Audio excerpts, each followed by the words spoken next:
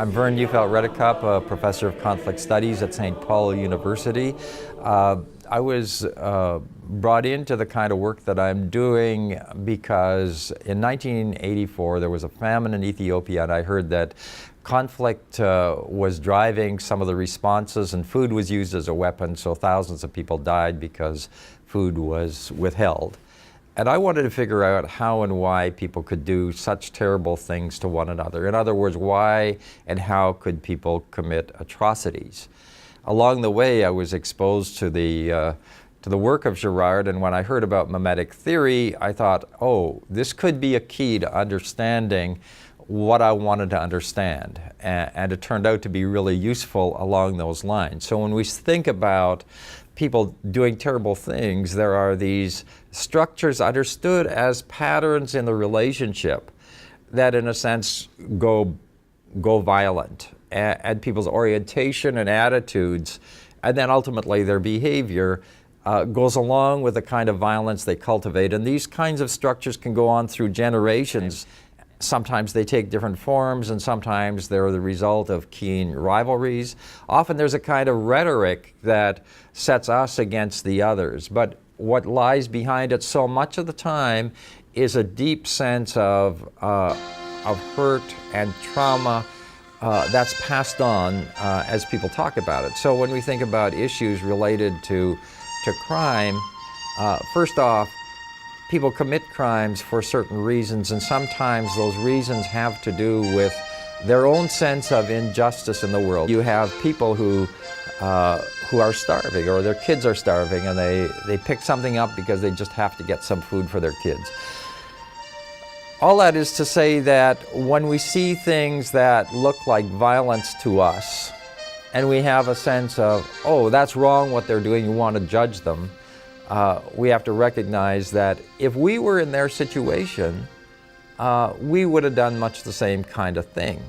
And this leads us to mimetic theory, because mimetic theory has to do with the idea that we imitate what's inside the next person. We imitate the desires of other people, and as we do that, we want to be who the others are, we want to have what the others have.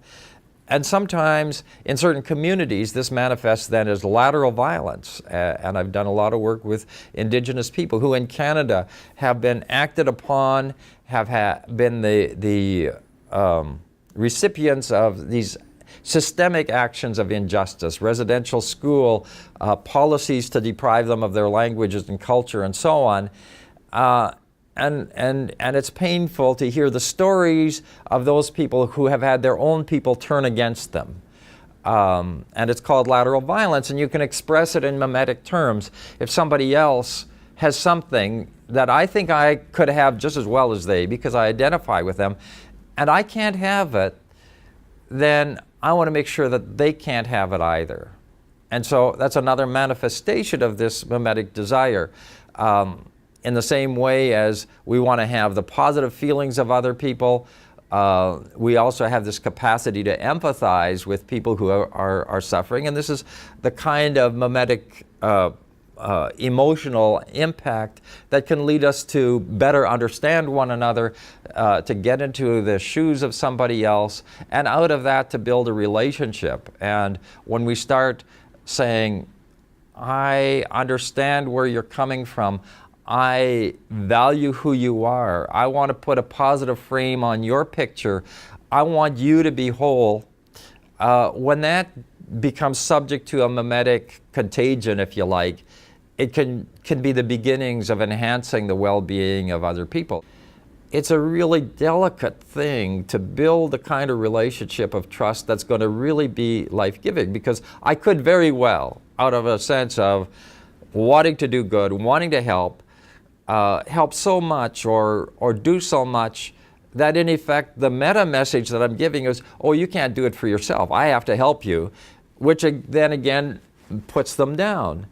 And so it's this delicate thing and precious thing, almost like a little flower that's growing, to build an authentic relationship that is truly mutually life-giving.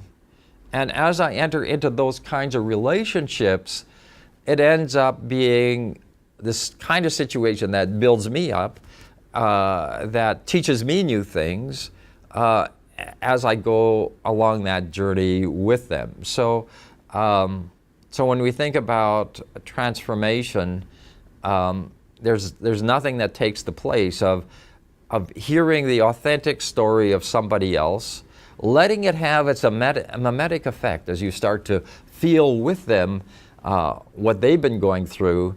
And then the next step is you authentically open yourself up and tell your own story, and sometimes even confess where you might have made a mistake, or you might have had a stereotype, or you might have had a misunderstanding, and let yourself then be transformed in the process, and then it becomes a mutual thing, and we go on together.